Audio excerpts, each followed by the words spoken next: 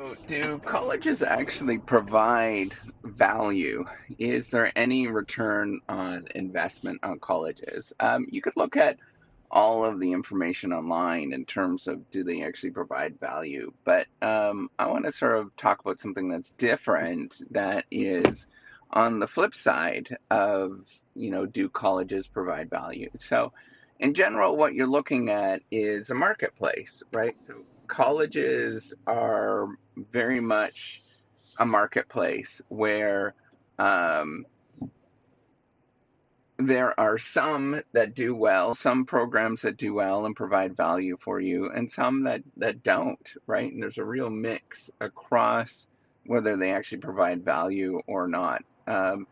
And it's up to you to assess whether they actually provide value for you. And here's the thing, that's part of the reason why I say for you is because even the sort of programs at individual colleges and universities very much are different across the board. And we sort of think of them as, a lot of people sort of criticize them for not providing value, but it's not true in any sort of way if you actually look at the numbers in the aggregate.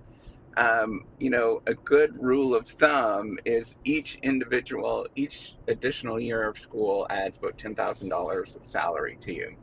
Now, does that, does that provide value?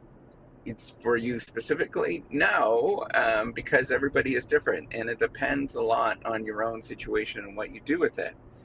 For example, you might criticize an art degree, for example. A lot of people might be upset with sort of taking, basket weaving, for example. But if you become the world's foremost best basket weaver, um, you can actually get a tremendous amount of value from getting education in that particular area, right? So you'll understand all the designs and how to do it and all those kind of things. So what's critical to understand with education, it's really hard.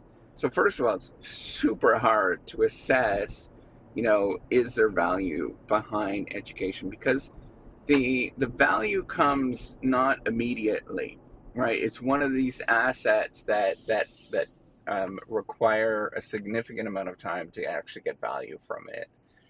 So for me, with my own PhD that I did, I've done this calculation several times now at different points, and it's about 55 that I actually get. I get a return on my investment. So I finished it when I was 30, and it wasn't until I'm 55. So you could say, well, that wasn't a great investment. It kind of wasn't, right? So it's not a great investment. So I'm getting to the point in my life that I'm getting closer. I'm 42. So it's starting to look on the upside. I'm getting out of that. But, here's the thing. After 55 to 65 years old, it's going to feel very valuable that I actually did this thing. And it's going to provide, significant value from that. So what you need to think about is it valuable for you specifically, and at what point are you going to recoup this particular value, right? And it's not immediate, it's not in the short term. That's what makes it so difficult, and people sort of forget about is that it's a very long run thing. Now, how do you assess the value specifically for you? What I would recommend is you to do a basic calculation, right? And the basic calculation is add up the total amount, and nobody does this, right? I've asked this so many times in the classroom, and I've done this class many times, and nobody ever does this, right? So add up the total amount of money that you are going to spend, right? Figure out what that is. You might not want to include room and board because you have to live anyways, but like what the total value is and your lost wages, right? So that's called your opportunity cost, what you would have made. And then you look at how much money you're going to make at the end. And so you have to look at, at the end of this particular degree, what is the average salary, say, for 5 or 10 years after it. And then you have to also, there's one trick that you have to account for, is that there's attrition or people drop out of the program. So you have to multiply that number by the total, so the attrition rate, right? So to look at what is your probability of actually staying, and that's your what's called your expected value calculation. So then you subtract from how much you're going to make over that next 10 years. So you subtract how much the total cost was of the course or of the education.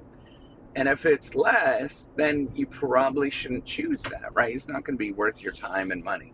But if it's more, it's absolutely worth your time and money. Now, you can play with different parameters with that, look at it in many different ways to sort of look at, does this make any sort of sense?